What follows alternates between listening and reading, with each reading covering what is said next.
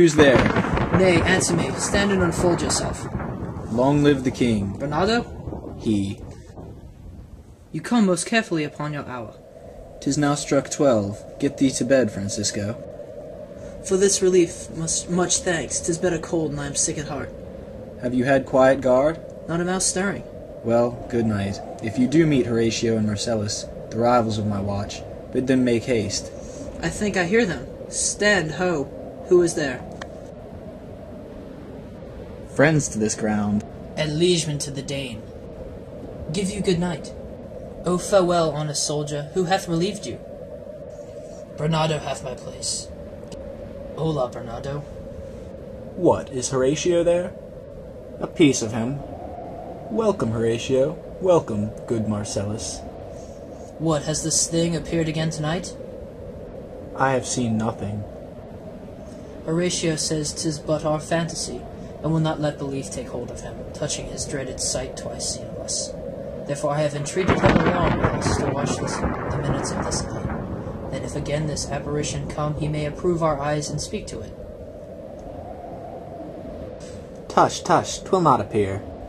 Sit down a while, and let us once again assail your ears, that are so fortified against our story, what we have 2 nights seen. Well, sit we down, and let us hear Bernardo speak of this. Last night of all, when yon same star that's westward from the pole had made its course to illume that part of heaven where now it burns, Marcellus and myself, the bell then beating 1,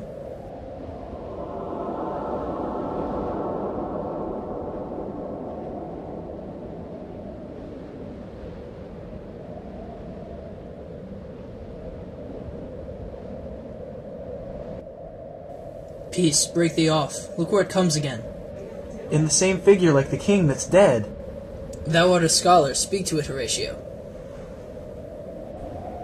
Looks not like the king? Mark it, Horatio. Most like. It harrows me with fear and wonder. It would be spoke to. Speak to it, Horatio. What art thou that usurped this time of night, together with that fair and warlike form in which the majesty of buried Denmark did sometimes march? By heaven I charge thee, speak. It is offended. See, it stalks away. Stay, speak, speak, I charge thee, speak.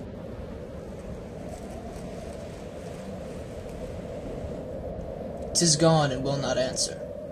How now, Horatio? You tremble and look pale. Is not this something more than fantasy? What think you on't?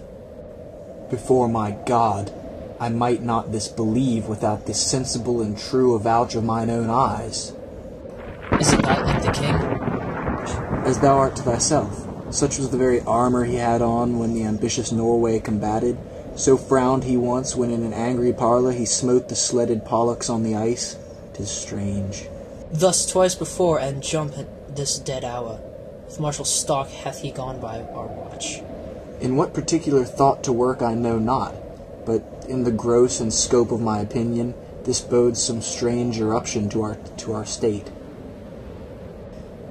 Good now, sit down, and tell me he that knows, why this same strict and most observant watch so nightly toils the subject of the land, and why such daily casts of brazen cannon and foreign mart for the implements of war?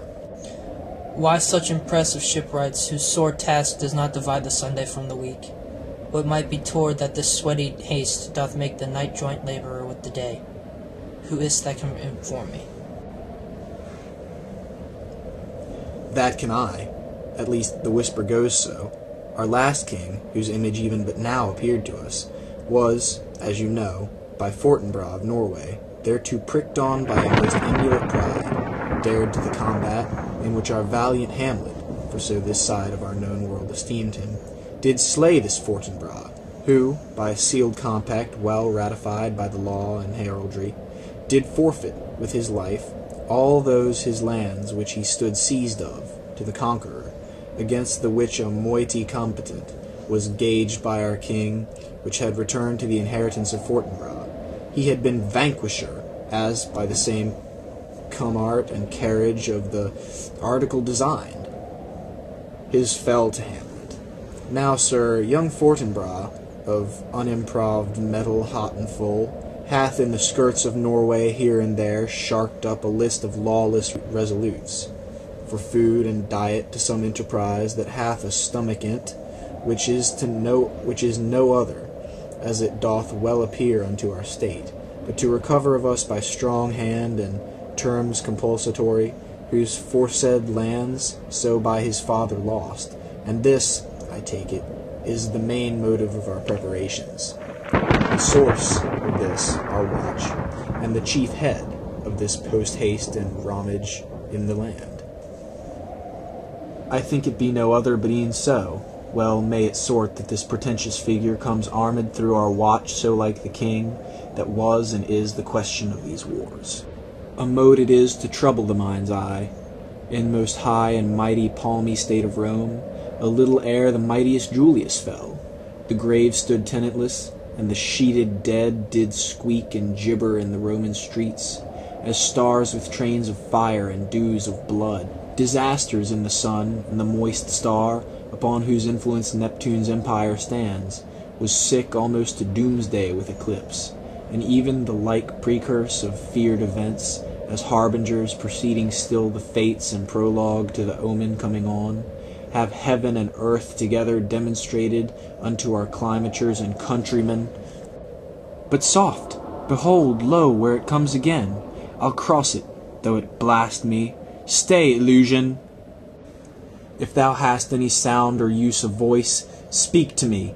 If there be any good thing to be done that may to thee do ease and grace to me, speak to me. If thou art privy to the country's fate, which happily foreknowing may avoid, oh, speak! Or if thou hast uphoarded in thy life extorted treasure in the womb of earth, for which, they say, you spirits oft walk in death, speak of it. Stay and speak. Stop it, Marcellus. Shall I strike at it with my partisan? Do, if it will not stand. 'Tis here. 'Tis here.